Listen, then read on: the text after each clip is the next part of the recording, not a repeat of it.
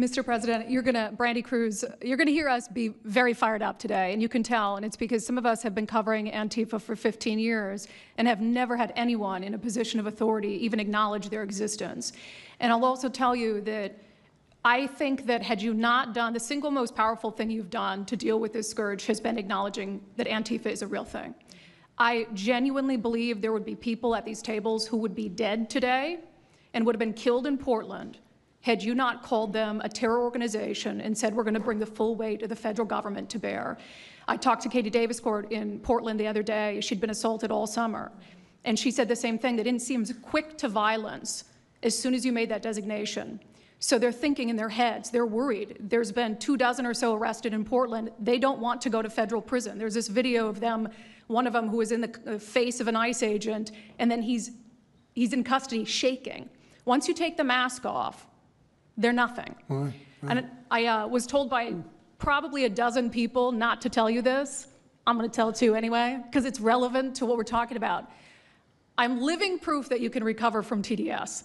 I had strong Trump derangement syndrome for probably 8 years.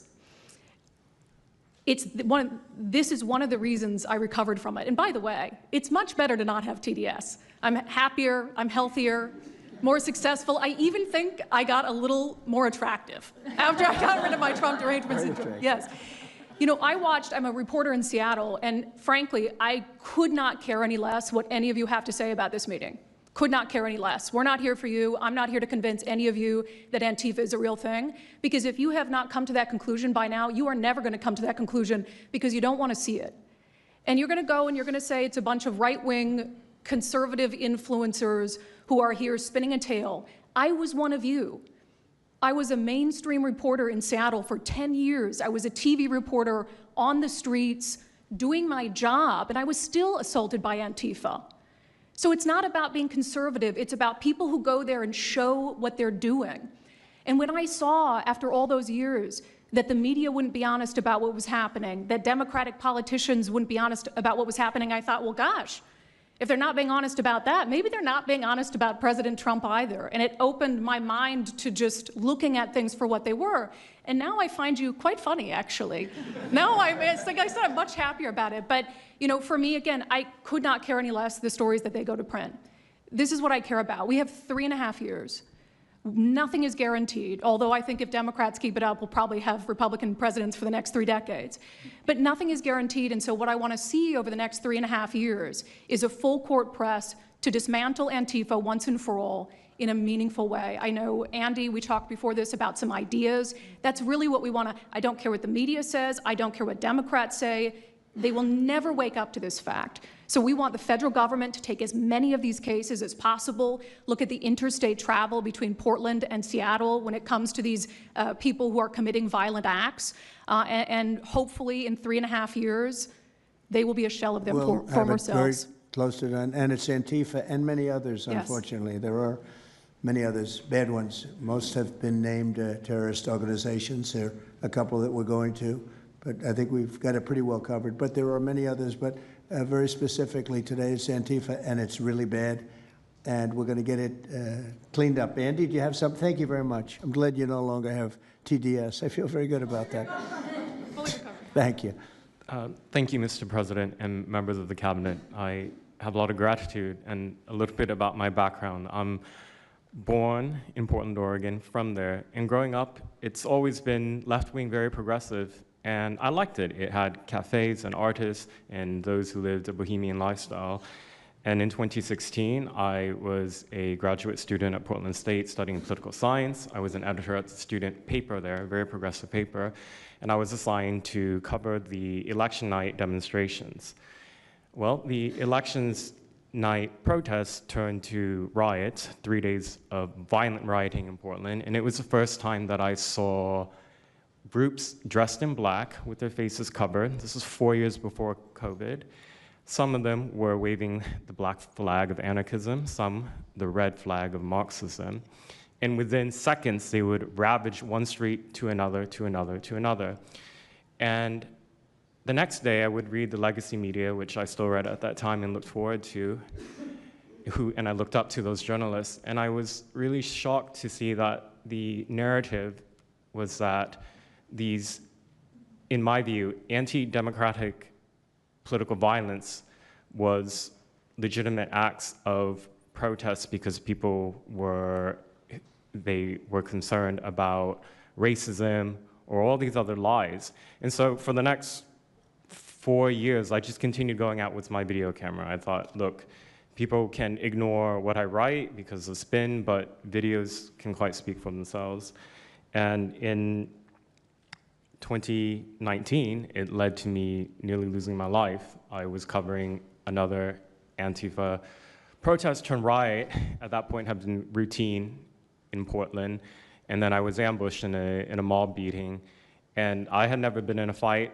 I didn't even realize that I was being assaulted until seconds in.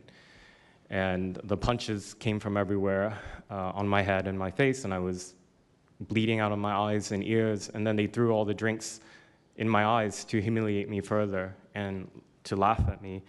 And I was rushed to the hospital in an ambulance and CT scan, and I had subarachnoid hemorrhage, which is bleeding in the brain. I nearly died.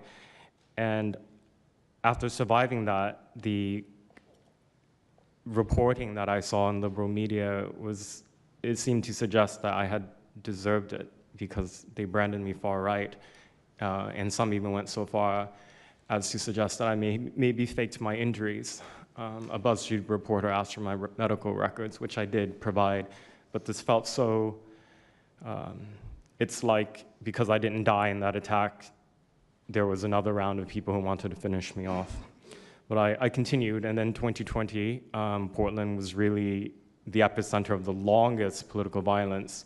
Those months of riots, I was on the ground, undercover, and there was an assassination there. There was a supporter of Donald Trump named Aaron Danielson who was shot dead by a self-described Antifa member who then fled out of state and died in a shootout with US Marshals. In 2021, I returned undercover, naively thinking that enough time had passed, and was chased through the streets of downtown and beaten, nearly choked out. The person who was trying to choke me out held me so tightly that I had the blood, the vessels in my eyes burst. So one of the symptoms were my eyes were completely red after that, and I was hospitalized. So thank you so much for acknowledging Antifa and for directing your administration to treat them as domestic terrorists. It's going to be really challenging because how they organize is that they are decentralized, autonomous, and they operate on deception. And we're still to this day told that they don't exist, that it's a figment of our imagination. I think the DOJ could look at federal conspiracy charges. The state of California and San Diego County last year broke up an Antifa cell in San Diego. And I think maybe perhaps the State Department should designate Antifa, its international arm, as a foreign terrorist organization, FTO. So thank you so much for this invitation, Mr. President. Thank you very much, Andy. Great. That's a rough time you had, huh? So the chokeout was almost the end, you felt? Yeah, that was my only near-death experience in my life, and I'm quite shaken when I think about it now. It really feels unbelievable to me that on the streets of America that this type of violence against citizens could become so routine and accepted and cheered on by people. Although, you know, in the immediate aftermath of Mr. Kirk's assassination, we saw again that type of depravity play out on quite large swaths of the left. So there's a deep sickness that's in this country right now, and it pains me a lot to acknowledge it. Yeah, the amazing thing is you look at Portland, and you see fires all over the place. You see fights and, I mean, just violence. It's just so crazy. And then you talk to the governor, and she acts like everything is totally normal. There's nothing wrong. It's almost like, are you waking up from a dream or something? You see it on your network. You see it all over the place. And it's so bad. It's so crazy. It's like the movies you see for the kids, I guess not only the kids, adults also, where you have these bombed out cities and these bombed out people. It's like worse than that. I don't think they could make a movie as bad. And then the governor will get up and say, I don't know why they're coming here. It's such a wonderful place. And the amazing thing is the people want us to be there. The people, when they get the real people, that live there. Many of them have left.